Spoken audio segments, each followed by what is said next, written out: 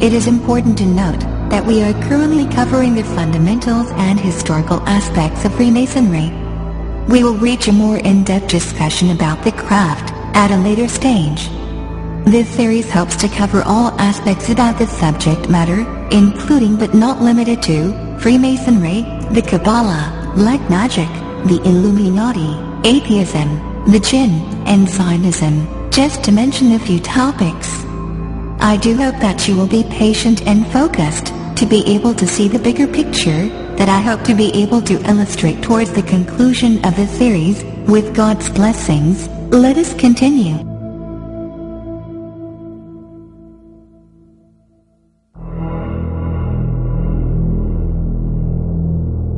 Let us begin by defining a few terms. Operative Masons are the early stonemasons, more famously known for building the Gothic cathedrals, abbeys and castles of Europe. However, the first Grand Lodge of Speculative Masonry was founded in London in June of 1717. The Freemasons began to accept what is known as Speculative Masons, or in other words, ordinary people who did not possess any of the stonemasons' knowledge or building construction abilities.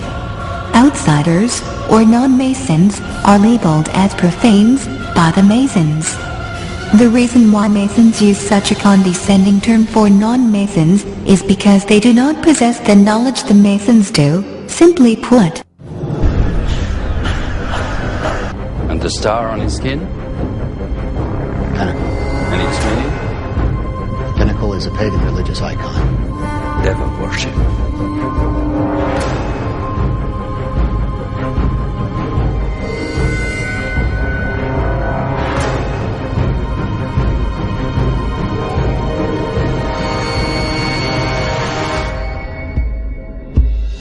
So where does Freemasonry originate from?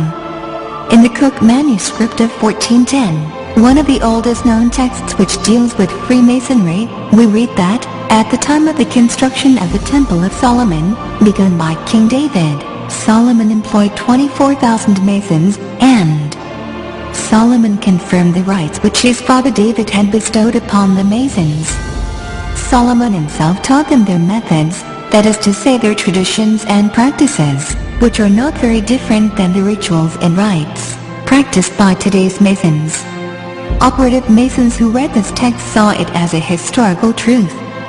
They believed that they were applying a craft which dated back to the time of King Solomon, and which he had codified. However, the date of the construction of King Solomon's temple has not always been the key date in the Freemasons' cosmology.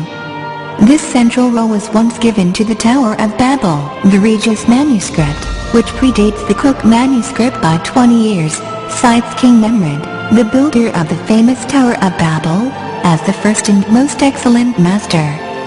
He it was, and not King Solomon, who gave the Masons their first charge, or in other words, their first rites, rituals, and practices. Masonic text known as the Thistle manuscript of 1756 says that King Nimrod created the Masons and gave them their signs and terms so that they could distinguish themselves from other people, or the profanes. It was the first time that the Masons were organized as a craft. It was during the early years of the 18th century that Freemasonry stopped seeing its origins in the Tower of Babel, and that King Solomon alone was considered the first Grand Master. The 18th century Masonic texts shed light on the ideas and attitudes at the time of the shift from operative Masonry to speculative Masonry. These texts are called the early Catechisms.